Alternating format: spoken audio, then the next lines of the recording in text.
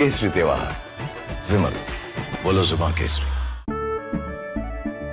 केसरिया से मन जोगी हुआ रे, दिल झूमे देखो मतवारा हुआ रे। केसरिया से मन जोगी हुआ। हर पल मनाओ केसरी त्योहार विमल बोलो जुबान केसरी।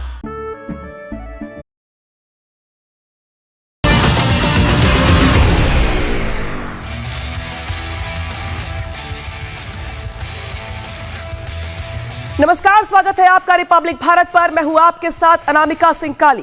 10 बज रहे हैं और ये वक्त है आपको कुछ ऐसी खबरें दिखाने का जो दावा है ना आपने इससे पहले कहीं देखी होंगी और ना ही कहीं सुनी होंगी।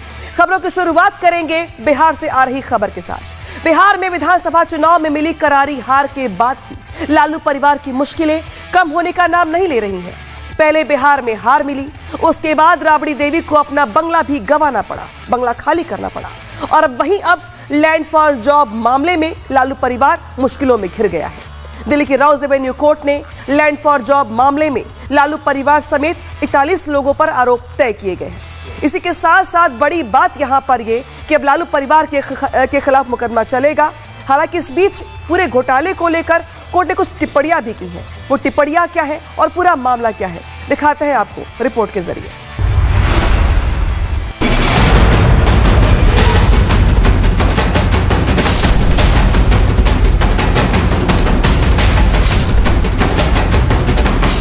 देश में अगर सबसे भ्रष्ट नेताओं की सूची बने तो उसमें लालू यादव का नाम सबसे ऊपर आएगा।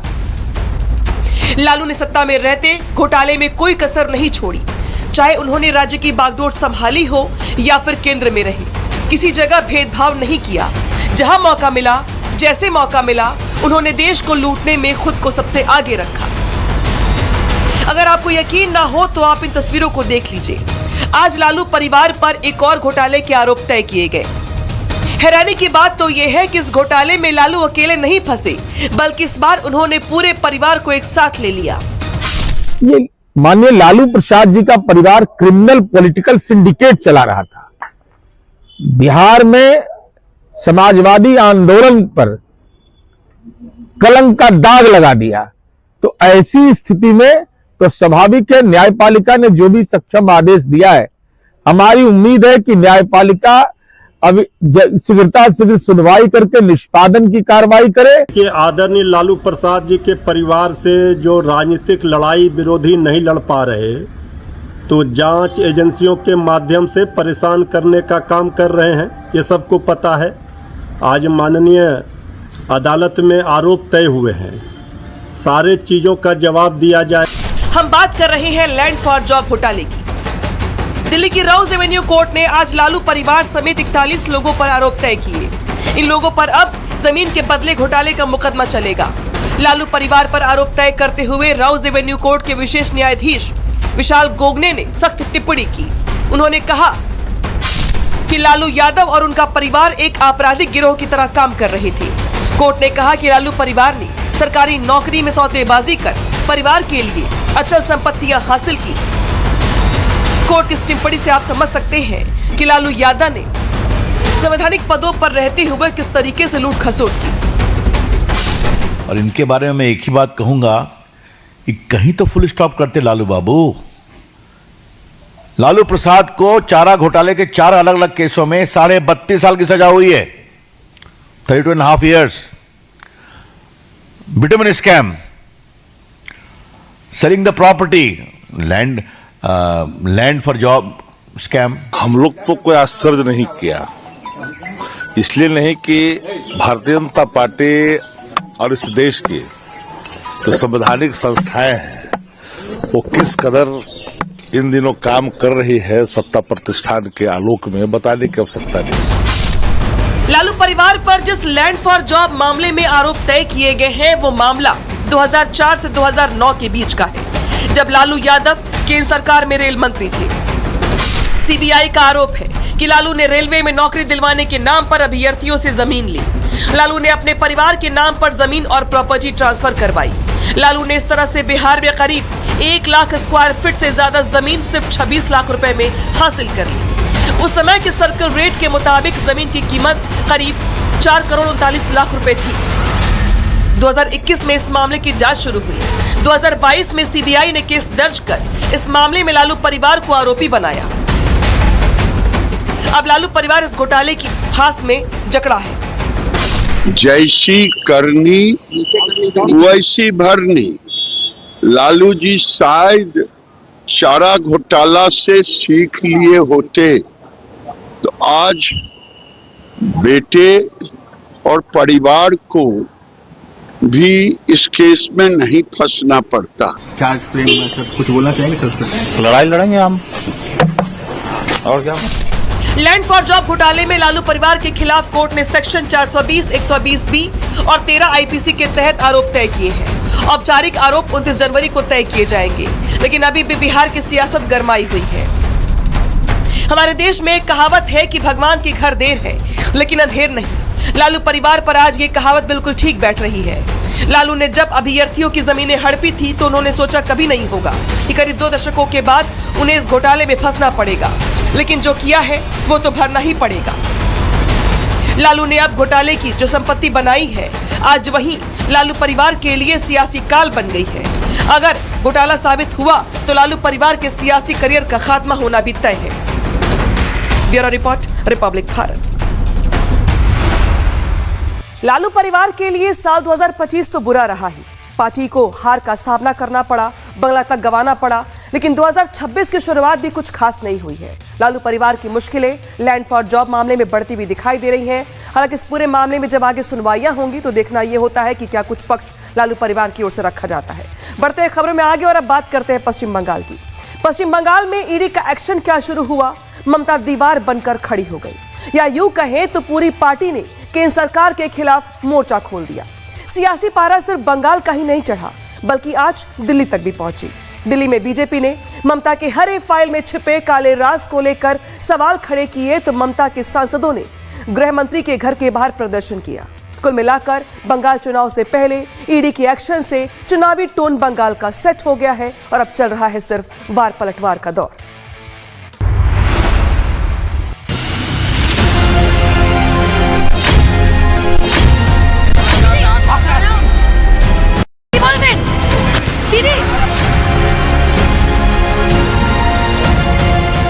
पश्चिम बंगाल की सीएम ममता बनर्जी तक जब भी किसी घोटाले की आंच पहुंची, उन्होंने केंद्रीय जांच एजेंसियों से सीधा लोहा ले लिया।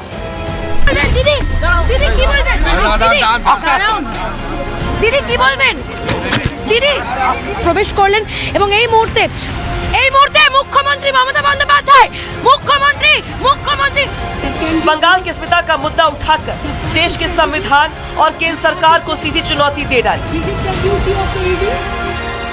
ममता बनर्जी ने वो कर दिखाया जिसे आज तक किसी चुने हुए मुख्यमंत्री ने करने की हिम्मत तक नहीं जुटाई। ममता की दीदीगिरी की तस्वीरें देखकर पूरा देश हैरान है, लेकिन इसके बावजूद ममता पीछे हटने को तैयार नहीं है। कल ममता ने सीधे दिल्ली को चुनौती दी। आज कोलकाता में शक्ति प्रदर्शन कर अपने मंसूबे जाहिर कर दिए हैं। अब ना तो ममता पीछे हटने को तैयार है, ना ही दिल्ली अपना कदम पीछे ले रहा है। ऐसे में एक बार फिर बंगाल में सियासी वॉर घिरता हुआ दिखाई दे रहा है। ममता बनर्जी ने आईपैक का डॉक्यूमेंट्स, जो गाड़ी में आईपैक का डिजिटल एविडेंसेस, जो गाड़ी में ममता बनर्जी ने कोलकाता पुलिस में सीसीटीवी फुटेज का हार्ड डिस्क लेके गए थे, उस गाड़ी अभी तक लापता है। आईटी सेल के चीफ के ठिकानों पर ईडी की रेड से पूरी पार्टी बौखलाई हुई है। कोलकाता से लेकर दिल्ली तक टीएमसी में हड़कंप मचा हुआ है। ममता समेत टीएमसी के सभी बड़े नेता सड़कों पर हैं।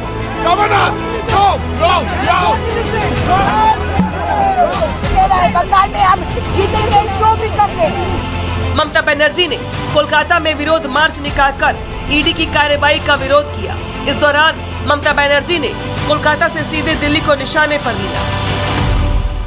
तो हमें जेड प्लस भूले जान, আমি কাল যা করেছি as a all India Trinamool কংগ্রেসের চেয়ারম্যান করেছি, এবং যা করেছি আমি কোনো অন্যায় করিনি।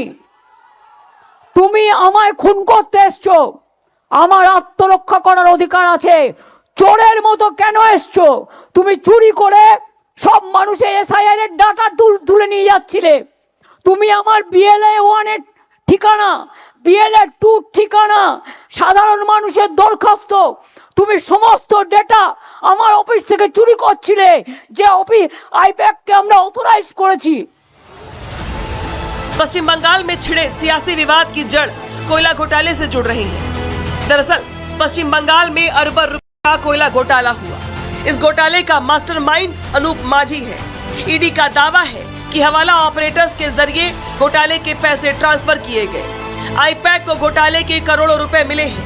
इसी सिलसिले में ईडी ने आईपैक के चीफ प्रतीक जैन के घर और दफ्तर पर छापा मारा, लेकिन ममता ने दोनों जगहों से कई दस्तावेज उठा लिए। ममता ने ईडी की इस कार्रवाई को बीजेपी की साजिश बताया और ईडी के खिलाफ 2 एफआईआर भी दर्ज करा दी। पश्चिम बंगाल में चुनाव से ठीक पहले छिड़े इस विवाद पर पूरे देश की नजर है। आजाद भारत में बंगाल में जो हुआ वो आज तक नहीं हुआ कि एक सिटिंग मुख्यमंत्री एक प्राइवेट प्रॉपर्टी में घुसकर जहां मनी लॉन्ड्रिंग की कार्रवाई चल रही है ईडी के द्वारा, वहां चली जाए, ईडी के लोगों को धमकाए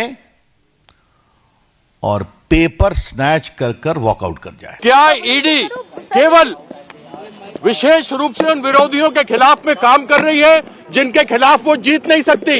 ये भारतीय जनता पार्टी की हिम्मत नहीं कि वह वहां आकर ममता बंदोपाध्याय के विरुद्ध जीत सके। ईडी की कार्रवाई के खिलाफ कोलकाता में ममता ने मार्च भी निकाला, तो दिल्ली में टीएमसी सांसदों ने अमित शाह के दफ्तर के बाहर विरोध प्रदर्शन किया। इस दौरान गृह मंत्रालय के बाहर टीएमसी सांसदों ने जमकर नारेबाजी की। एमएचए के बाहर प्रदर्शन कर रहे टीएमसी सांसदों को जब पुलिस हटाने के लिए पहुंची तो सांसदों और पुलिस के बीच धक्का मुक्की भी हुई।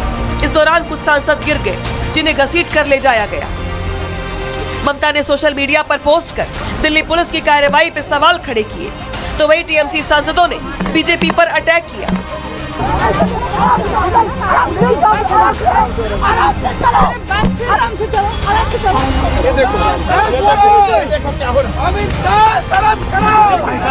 दिल्ली पुलिस हरकत में है। पुलिस का लगातार उन प्रदर्शनकारियों का कहना था कि यहाँ पर प्रदर्शन की अनुमति नहीं है।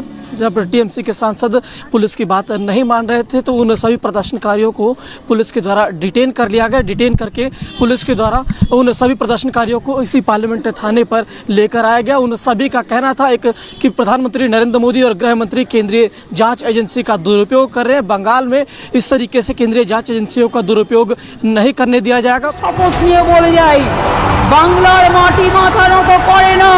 প্রত্যেকটা মানুষের গণতান্ত্রিক অধিকার যেন রক্ষিত হয়, এর জন্য লড়াই চলছে এবং চলবে।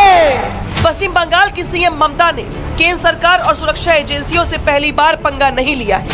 पिछले 7 सालों में ममता अलग अलग मुद्दों पर 7 बार सुरक्षा एजेंसियां और केंद्र से भिड़ चुकी हैं।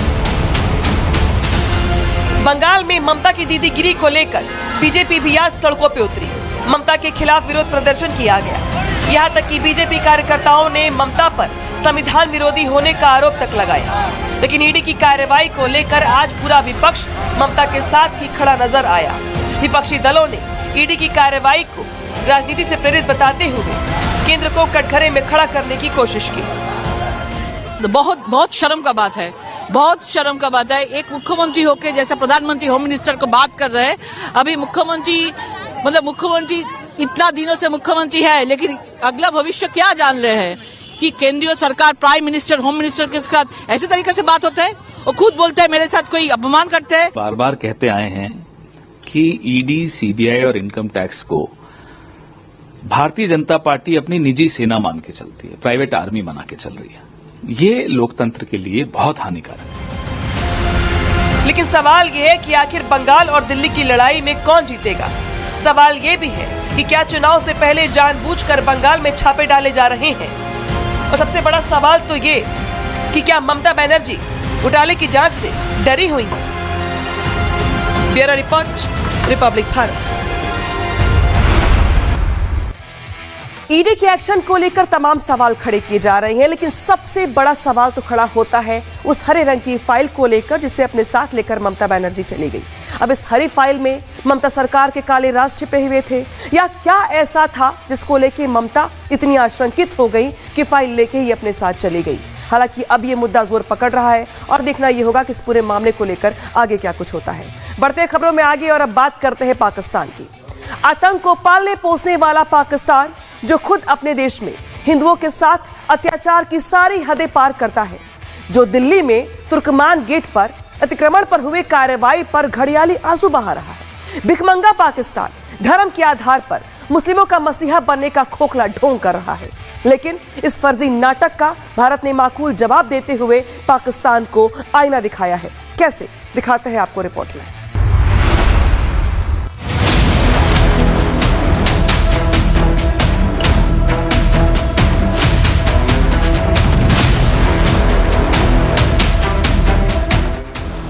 दूसरों पर झूठ फैलाने से पहले अपने गिरेबान में झांको। कुछ इसी अंदाज और तेवर में आज भारत ने पाकिस्तान का मुंह बंद करवा दिया, यूं कहें कि उसके मुंह का भरता बना दिया। दुनिया में दहशतगर्द की सबसे बड़ी फैक्ट्री चलाने वाला और जिहाद के नाम पर मासूमों का खून बहाने वाला आतंकिस्तान, जो गजनवी, गौरी और अब्दाली जैसे उन्मादियों को अपना हीरो मानता हो, उसके यहाँ हिंदू, सिख, ईसाइयों और दूसरे अल्पसंख्यकों की जिंदगी नर्क से भी बदतर है। जिन्हें चुन चुन कर निशाना बनाता हो, उसे दिल्ली के तुर्कमान गेट पर हुए बुलडोजर एक्शन पर रोना आ रहा है। इस कदर कि मानो दुनिया का सबसे बड़ा बेचारा हो, जिसके इसी दर्दे तुर्कमान का भारत ने रामबाण इलाज किया है। Comments that have been made, I mean, I need not elaborate or to tell you that what is the situation of minorities in that country, and those people who make such comments should first look at their own record before commenting on others.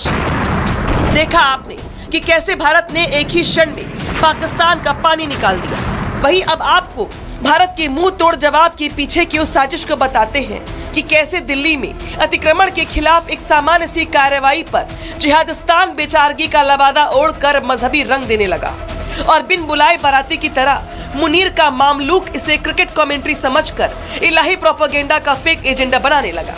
Yes, this development came to the fore this week. The developments around Faiz Elahi Mosque. We understand that this is part of an RSS, Rashtriya Swayamsevak Sangh's backed campaign targeting mosques under the guise of an anti-encroachment drives. We express our grave concerns on the actions of the Indian government to demolish the Waqf properties associated with the Faiz Elahi Mosque. अल्पसंख्यकों, अधिकारों और सुरक्षा जैसे मुद्दों पर दूसरों को ज्ञान देने वाले जिन्ना लैंड के जलीलों को पहले अपनी करतूतों को देख लेना चाहिए कि कैसे खुद का नाम पाक रखने वाले इस मुल्क में अल्पसंख्यकों की हालत क्या है। उन्हें खुद भी ये नहीं पता कि अगले दिन सूरज को सही सलामत देख पाएंगे या फिर नहीं। खुद पाकिस्तान से जुड़ी रिपोर्ट्स बताती हैं कि अकेले साल 2024 में अल्पसंख्यकों के खिलाफ ईशनिंदा के तहत 344 मामलों 421 अल्पसंख्यक लड़कियों का जबरन धर्मांतरण करवाया गया, जिसमें ज्यादातर नाबालिग बच्चियां थी। यही वजह है कि भारत ने सीए जैसे कानून बनाए ताकि इनके जीवन की रक्षा कर सके। तो वहीं मसीहा बनने का नाटक करने वाले पाकिस्तान के इलाही प्रोपेगेंडा के पीछे की असली मंशा पर विशेषज्ञों ने अपनी राय रखी है और अपनी नाकामियों पर पर्दा डालने के लिए और पाकिस्तान की जनता का ध्यान वहाँ के मूल मुद्दों से भटकाने के लिए पाकिस्तान के हुक्मरान भारत के फ्रंट का इस्तेमाल करते हुए भारत के विरुद्ध इस तरीके के बयान देते हैं, भारत के आंतरिक मामलों पर टिप्पणियां करते हैं, जो कि उनकी एक नितांत भारत विरोधी मानसिकता को तो दर्शाता ही है, साथ ही साथ वो अपनी गिरेबान, अपनी स्किन्स को बचाने के लिए और अपनी विफलताओं पर पर्दा डालने के उद्देश्य से भी ऐसे बयान वो देते हैं। की ओर या फैक्ट्स की ओर देखें तो सबसे पहले तो पाकिस्तान को ये समझना चाहिए कि बांग्लादेश में इस वक्त सबसे ज्यादा आवश्यकता है वहां की माइनॉरिटी कम्युनिटीज पर, विशेषकर हिंदू माइनॉरिटीज पर किस प्रकार के अत्याचार हो रहे हैं उसकी भर्त्सना की जाए। तो पाकिस्तानी सरकार को वहां जाकर के बांग्लादेश में जिस प्रकार से हिंदू माइनॉरिटीज पर अत्याचार हो रहे हैं उनके खिलाफ वैश्विक स्तर पर आवाज बुलंद करनी चाहिए। दिल्ली में अतिक्रमण के खिलाफ एक्शन को धार्मिक रंग देते पाकिस्तान की एक बार फिर कलई खुल गई है। शेर की खाल में छिपा भेड़िया कि ये कानूनी रूप पर सम्मत एक्शन पर भड़काने का काम कर रहा है। इसे भारत ने दो टूक कहा कि अपनी हद में रहो। Bureau report, Republic Bharat. Pakistan की आवाम के पास खाने को दाना नहीं है। कटोरा शरीफ जहां जाते हैं भीख मांगते हैं, लेकिन भारत में कुछ भी होता है तो धर्म के आधार पर चले आते हैं घड़ियाली आंसू बहाने के लिए। हालांकि इस बार भारत सरकार की ओर से जो जवाब दिया गया है, लगता नहीं कि पाकिस्तान की ओर से ऐसी कोई हिमाकत भविष्य में फिर से की जाएगी। खबर में आगे बढ़ेंगे और अब बात करेंगे यूपी की।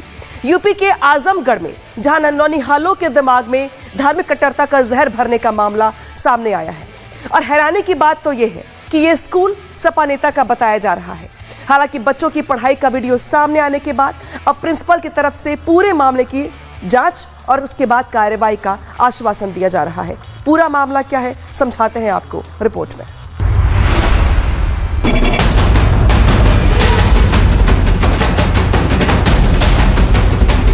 तुम कौन हो? हमारा मजहब क्या है? हमें रोजी कौन देता है?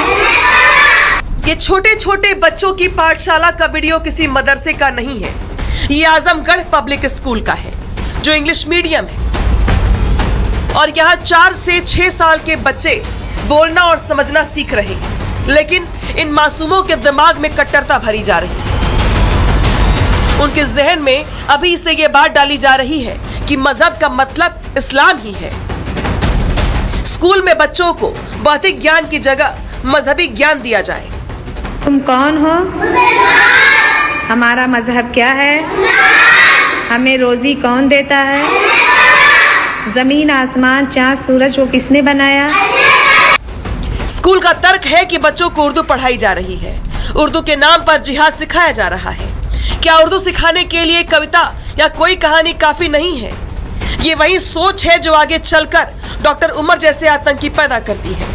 ये स्कूल किसी तुष्टीकरण की राजनीति करने वाले समाजवादी पार्टी के सदस्य शाह आलम उर्फ गुड्डू जमाली का बताया जा रहा है।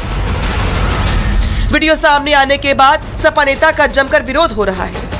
स्कूल में अगर बच्चों को मजहबी कट्टरपंथ सिखाने की चेष्टा की जा रही है तो निश्चित तौर पर वहाँ के जिला बेसिक शिक्षा अधिकारी या जो माध्यमिक शिक्षा सेवा के जो अधिकारी हैं उनको निश्चित तौर पर इसको संज्ञान लेकर के ऐसे विद्यालय के विरुद्ध कार्रवाई करनी चाहिए, क्योंकि ऐसी कोई भी शिक्षा इस देश को, समाज को कमजोर करने का काम करेगी जो मजहबी कट्टरपंथ को बढ़ावा देने का काम करती है।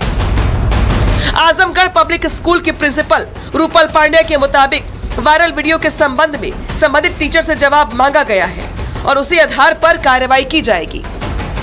Just let me tell you one thing, that we have already called the teacher and we are definitely going to take action, but let me just talk to the teacher.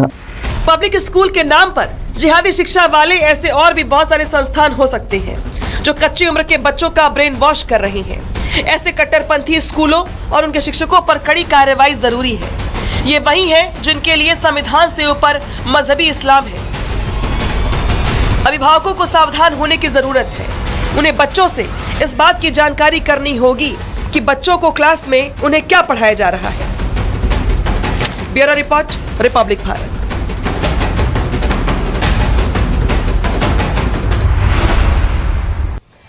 और अब खबर छत्तीसगढ़ से है, जहां महासमुंद में भगवान राम के अपमान का मामला सामने आया है। कक्षा 4 के पेपर में कुत्ते के सवाल में राम के नाम का विकल्प दिया गया। और अब सवाल यह है कि क्या यह महज प्रिंटिंग मिस्टेक है या फिर जानबूझकर आस्था से खिलवाड़ किया गया। पहले तो पूरे मामले पर लिपापोती का प्रयास किया गया, लेकिन जब मामला तूल पकड़ा तो अब एक दूसरे पर आरोप का दौर शुरू हो गया है। आखिर यह विवाद शुरू कहां से हुआ, दिखाते हैं आपको रिपोर्ट में। हिंदू धर्म का अपमान नहीं सहेगा, नहीं सहेगा।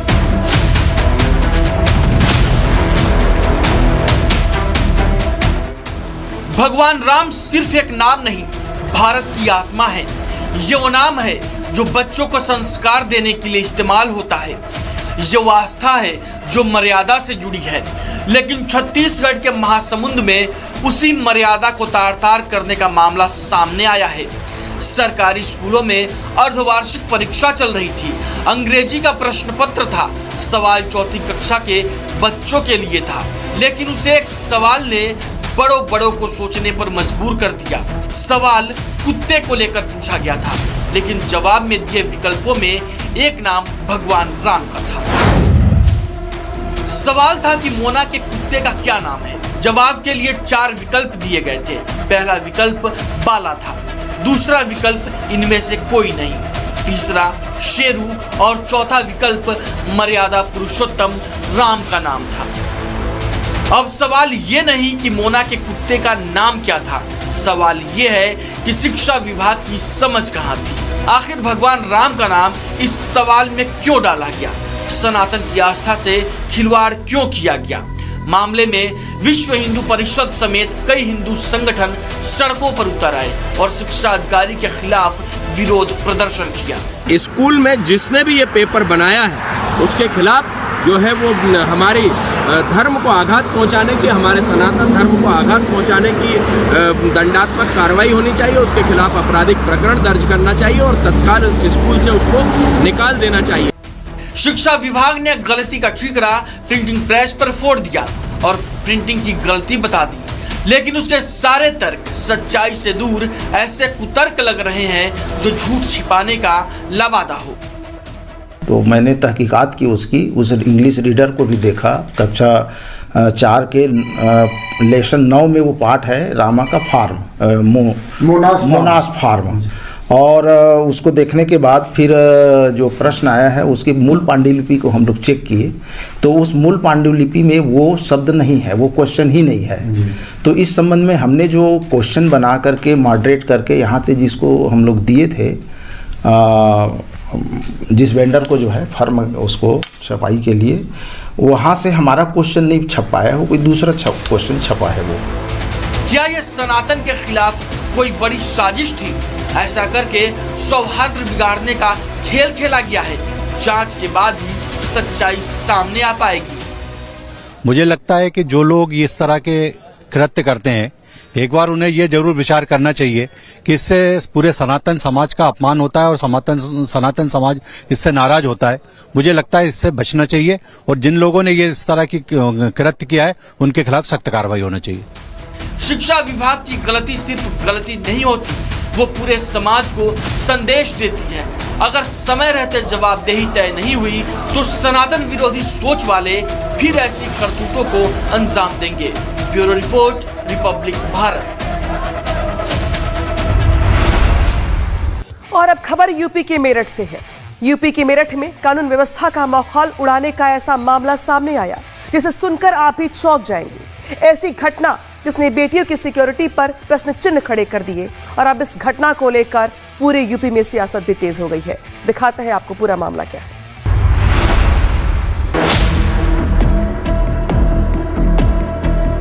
यूपी में अपराध के खिलाफ जीरो टॉलरेंस का दावा करने वाली सरकार मेरठ की इस तस्वीर को देख ले।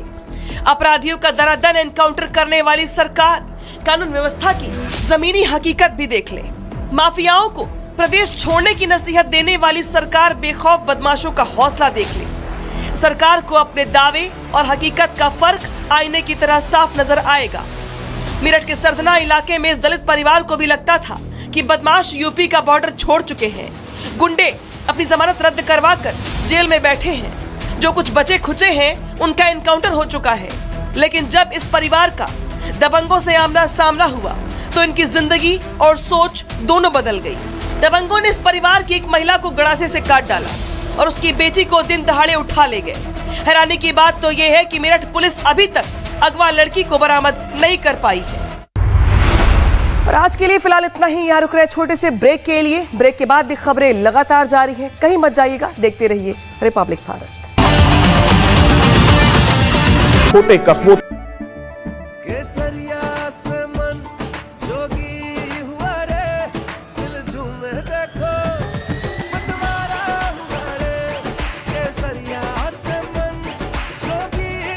हर पल मनाओ केसरी त्योहार। विमल, बोलो जुबान केसरी।